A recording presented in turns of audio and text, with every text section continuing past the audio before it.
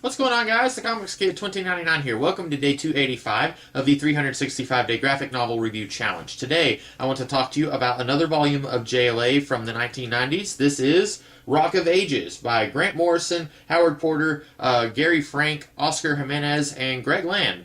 These are a couple of names that you probably recognize today, and I imagine at least two of these guys, Greg Land and Gary Frank, they probably weren't very well known in the 90s. I only came to know these guys in the last 10 years or so.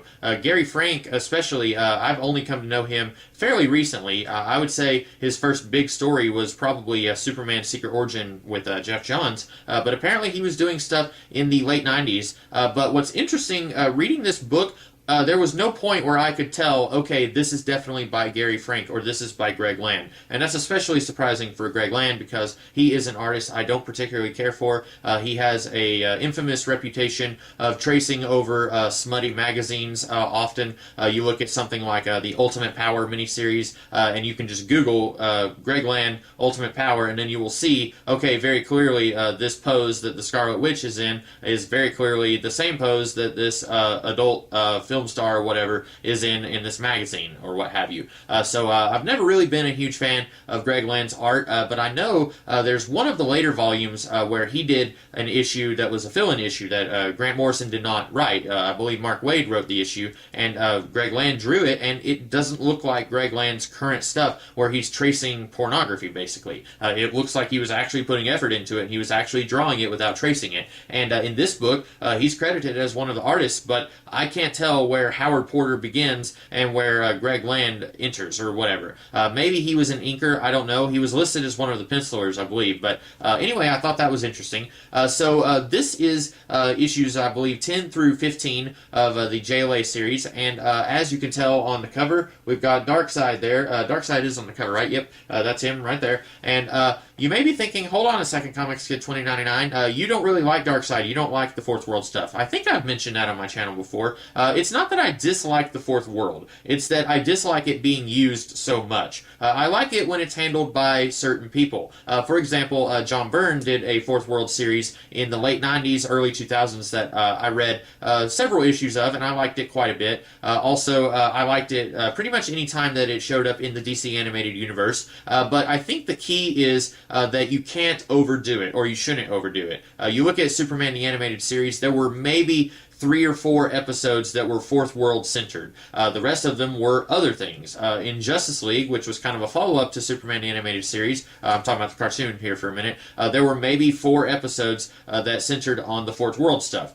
You might have even had characters from the Fourth World showing up for an episode, but it might not have been a Fourth World episode. But what I really don't like, and I feel like this has happened a lot since the New 52 began, but maybe it's all in my head, but I feel like, especially since the New 52 began, it just feels like the Fourth World stuff is all over the place. We began the New 52 with a Darkseid story in the Justice League comic by Jeff Johns and Jim Lee, and I feel like there are so many other characters that you can use, and the more that you use these characters like Darkseid, the less interesting they become. And part of this is I'm a little bit of a hypocrite because Jack Kirby originally intended for all of the Fourth World stuff to be a really huge epic saga, but a saga with an end in mind. He didn't intend for all of these characters to exist in perpetuity in the DC universe forever. And so I'm a little bit of a hypocrite because I'm okay with them showing up every now and then under the hands of people who are not Jack Kirby, but I don't want to see them show up all the time. And I think that this particular story, it uses Darkseid, and he's there quite a bit more than I remembered him being, but I look at this story and I see it more as a Secret Society of Supervillains story. Darkseid almost feels like he's in the background of this. He's not the main threat, which is interesting since he's basically the space devil. He is the god of evil, so you would think that he would be the main threat, but I feel like the Secret Society, they are really the main thrust of this story, if you will. So the premise here is that Lex Luthor, actually, they're not called the Secret Society of Supervillains, but that's what I call them in my mind. They've gone through many different names. There's the Legion of Doom, there's the Secret Society of Supervillains, there's the Injustice Gang, which I think is what they call themselves here. Personally, I've always preferred the name Secret Society of Supervillains. I think that sounds the coolest. I think Injustice Gang just sounds silly, and Legion of Doom, that's okay. I've never really understood the difference between Legion of Doom and Secret Society of Supervillains. But anyway, Lex Luthor has got a team of supervillains here, and he's got this thing called the Warlagog, which can alter reality, and he obviously wants to be the ruler of the universe, and they have created this big genocide, and that's just step one of their big master plan. And then meanwhile, in the future, you've also got this really crappy post-apocalyptic world where Darkseid is the ruler of everything, and everyone is just a mindless zombie who obeys Darkseid. He has finally found the anti-life equation, and the Justice League, they are freedom fighters, what's left of the Justice League, and we get some really, really great stuff in this book. I've talked about how in my ideal Justice League stories, there are two big things that I look for. I've mentioned this in both of my JLA reviews so far.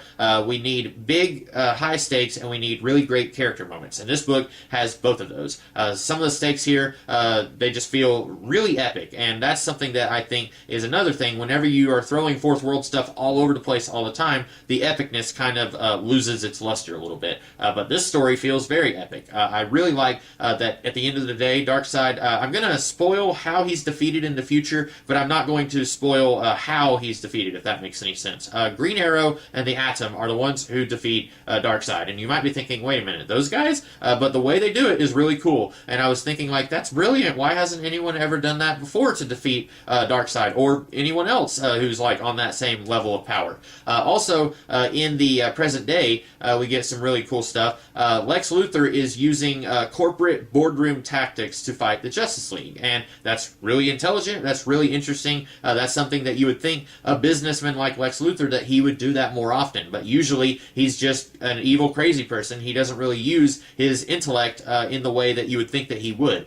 He might use his science prowess to defeat Superman, or he might use his wealth that he has as a businessman to fund some attempt to kill Superman, but he wouldn't use his tactics that he would use in the boardroom against Superman, usually. And that's something that is just absolutely brilliant about this book. And Grant Morrison, he goes there, and not only does he go there, but he actually goes a step beyond, because while Lex Luthor is using boardroom tactics against the Justice League, Batman, aka Bruce Wayne, another corporate businessman, he is using corporate tactics to go against Lex Luthor. And of course, Lex Luthor doesn't know that the League has a businessman on their team.